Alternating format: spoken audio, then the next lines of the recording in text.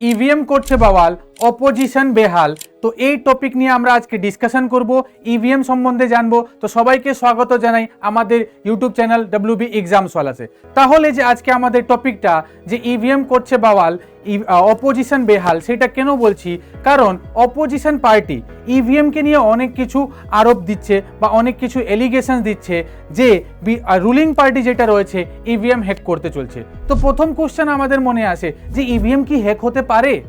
তাহলে বলবে যে না, ইন্ডিয়ার ইভিএম কোনোদিন হ্যাক হতে পারে না।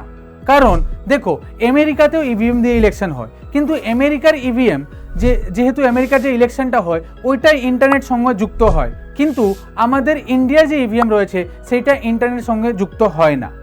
তাহলে এই অপোজিশন পার্টিরা এইরকম করে এলিগেশন দিচ্ছে কেন? এটা হচ্ছে কেন যে অনেক রাজ্যে যেহেতু রুলিং পার্টি জয় হয়ে যাচ্ছে বা বিজয়ী হচ্ছে, সেটার জন্য অপোজিশন পার্টি বলছে যে ইভিএমকে হ্যাক করা হচ্ছে। তো আমি আগেই বললাম যে ইভিএমকে হ্যাক করা যায় না। তাহলে কি হয়? তো ইভিএমকে টেম্পার করা যেতে পারে, ঠিক আছে। এইবার ইভিএম এর সম্বন্ধে একটু জানি যে টেম্পারিং কি করে হতে পারে। তার আগে ইভিএম এ ভোটিং কি করে হয় সেটা জানবে। তো সেটার তিনটে ইউনিট রয়েছে। কি কি রয়েছে? একটা হয়েছে ব্যালট ইউনিট, একটা কন্ট্রোল ইউনিট, আর একটা হয়েছে ভিভিপ্যাট, ঠিক আছে।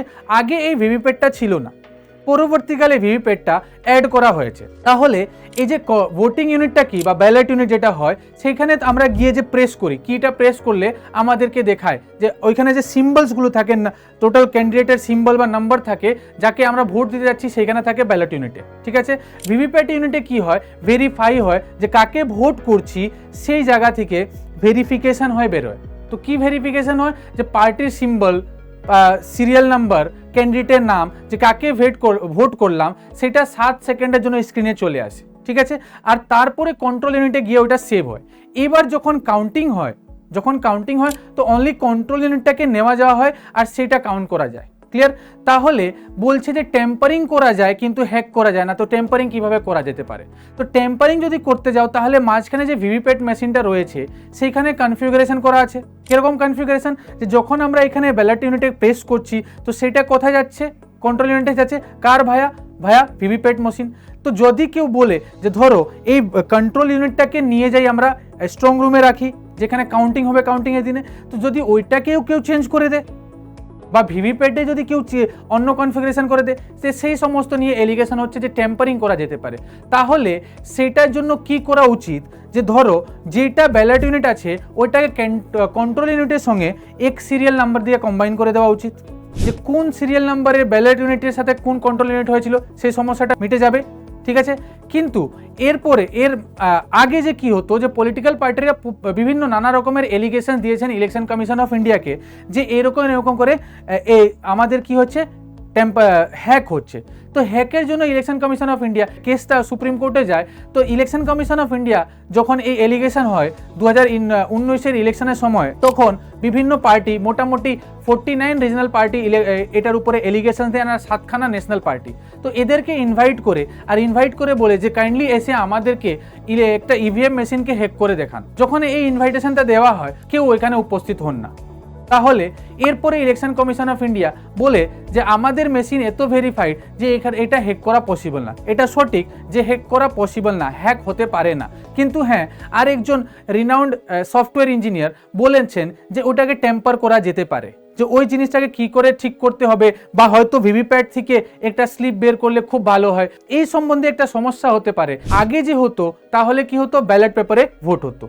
তো ব্যালট পেপারে ভোট হলে সমস্যাটা কি হয়, যে ব্যালট পেপারে যখন ভোট হয় তো কাউন্টিংয়ে প্রচুর সময় চলে যায়। তো যদি আবার ভিভিপ্যাট থেকে আমরা স্লিপ বের করে কাউন্ট করা শুরু করি তো আবার সেম জিনিস হয়ে যায়। তো অপোজিশনরা আগে এলিগেশন দিলেন যে আমরা ভেরিফাই হচ্ছি না, সেটার জন্য ইলেকশন কমিশন অফ ইন্ডিয়া কি করে ভিভিপ্যাট মেশিন আনে।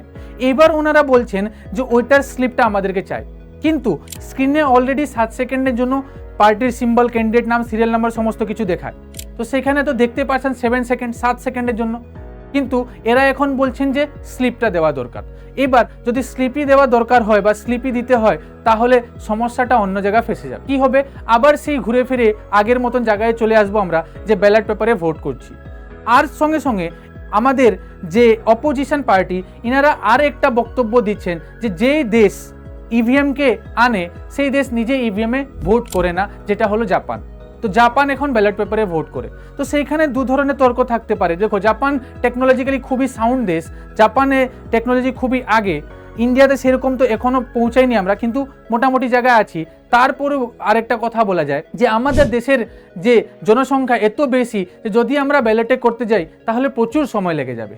সেই সময়টা বাঁচানোর জন্য আমরা ইভিএম করি। তারপরে এই যে হ্যাকিংয়ের কথাটা আসছে সেটা নিয়ে একটা বক্তব্য দিই যে যখন একটা ইভিএম একটা ভোটিং সেন্টারে যায় তো প্রত্যেকটা পার্টি রিপ্রেজেন্টেটিভ থাকে ওইখানে, সেই রিপ্রেজেন্টেটিভগুলোকে দেখানো হয় যে এই মেশিনটা এখন আমরা সিলটা ওপেন করছি, আপনি দেখে নিন আগে থেকে সিলটা ওপেন হয়নি। তারপরে ভোটিং হওয়ার পর সেই আবার মেশিনটা সিল হয় আবার স্ট্রং রুমে জমা হয়ে যায়। সেম যেরকম আগে হতো, যে আগে যখন একটা ভোটিং শুরু হবে তার কিছুদিন আগে যে ইভিএম সব মেশিনগুলো আমাদের প্রত্যেকটা ডিস্ট্রিক্টের মধ্যে একটা স্ট্রং রুম তৈরি হয়, সেখানে এসে রাখা যায় আর সেটা ভোটিংয়ের সময় খোলা যায়। ভোটিংয়ের সময় রিপ্রেজেন্টেটিভ এসে দেখেন, আর দেখার পর ফলে কি হয়, ওনাদেরকে দেখানো যায় সিল ওপেন হয়নি, তারপরে সিল ওপেন করা হয়, ভোটিংটা স্টার্ট করা হয়। আবার যখন ভোটিং শেষ হয় তো কন্ট্রোল ইউনিটটাকে সিল করে আবার সেই স্ট্রং রুমে জমা করা হয়। আর যখন কাউন্টিং হবে তো আবার সেইখানে কি করতে হয়, আবার সেখানে প্রত্যেকটা পলিটিক্যাল পার্টি ওদের রিপ্রেজেন্টেটিভ থাকে, সেখানে ওদেরকে দেখিয়ে আমরা ইলেকশন কমিশন অফ ইন্ডিয়া কি করে সিলটা ওপেন করে, আর সিলটা ওপেন করেই ভোটিংটা কাউন্ট করা হয়। তাহলে এখানে হ্যাকিংয়ের জায়গাটা রয়নি। যাই হোক, এটা আমাদের সুপ্রিম কোর্টে রয়েছে এই বিষয়টা। এখন ইলেকশনের সময় আছে তো নানা রকমের এই জিনিস শুনতে পাচ্ছ। এখনই একজন পলিটিক্যাল পার্টিকে লিডার বললেন যে ইভিএম সরিয়ে দাও, তাহলে রুলিং পার্টি হেরে যাবে। তো ইলেকশন কমিশন অফ ইন্ডিয়া, যে আমাদের chief election commissioner recently appoint হয়েছেন, উনি একটা বক্তব্য দেন মিডিয়াতে এসে, যে উনি কাইন্ডলি এসে আমাদেরকে দেখাতে হয় যে কী করে ইভিএমটা হ্যাক করা যায়। ঠিক আছে, তো এটা আমাদের টোটাল নিউজ রয়েছে। এবার চলে আসি আমরা এক্সাম পয়েন্ট অফ ভিউতে কিছু জানার জন্য, যে কি জানতে পারি ইলেকশন কমিশন অফ ইন্ডিয়া। তো দেখো, ইলেকশন কমিশন অফ ইন্ডিয়া একটা ইন্ডিপেন্ডেন্ট বডি, যে ইন্ডিয়াতে স্টেট আর সেন্টারে free and fair election conduct করে। আচ্ছা, সমস্ত ধরে ইলেকশন কন্ডাক্ট করে ইলেকশন কমিশন অফ ইন্ডিয়া, কি প্রেসিডেন্ট হোক, কি ভাইস প্রেসিডেন্ট হোক, কি আমাদের স্টেট আর সেন্ট্রাল হয়। আমি তোমাদের জন্য একটা প্রশ্ন ছেড়ে যাচ্ছি, বলে দিচ্ছি যে কোন এমন একটা ইলেকশন আছে যেটা election commission of India conduct করে না। কমেন্টে অবশ্যই আমাদেরকে এই অ্যান্সারটা জানাবে।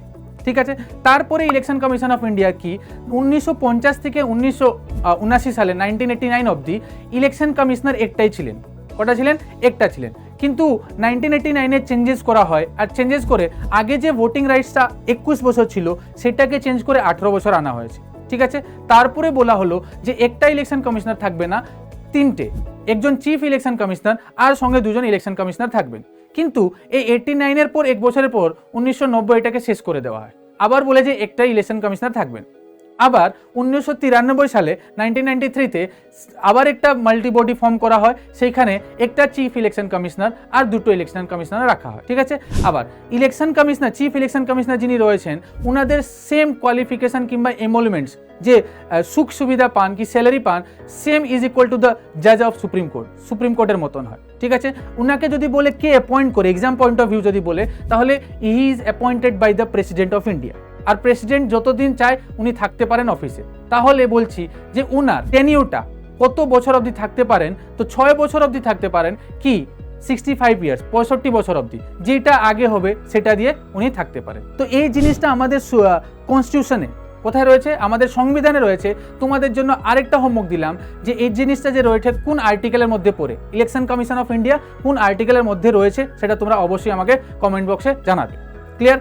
তারপরে দেখো, এই ইভিএম এর একটু হিস্ট্রিটা বলে দিই, যে 1982 প্রথমবার এটা একটা বাই ইলেকশনে কেরালাতে ইউজ হয়, আর 1999 সালে 1999-এ কমপ্লিটলি একটা স্টেট অ্যাসেম্বলি, রাজ্য বিধানসভায় ইউজ হয়, এটা গোয়াতে ইউজ হয়েছিল। তারপরে 2014 সাল থেকে যে লোকসভা ইলেকশন হয় সেখানে কমপ্লিটলি ইভিএম ইউজ করা হয়েছে। তো এটা আমাদের ইভিএম করছে বাওয়াল, অপোজিশন হয়ে যাচ্ছে বেহাল, সেই টপিক নিয়ে একটা আলোচনা ছিল এখানে। পাশাপাশি তোমাদের কিছু কোশ্চেন ছিল, অবশ্যই কমেন্ট বক্সে আমাদেরকে জানাবে, আর এরকম ভিডিও আমাদের চ্যানেলে আসতে থাকবে। Thank you.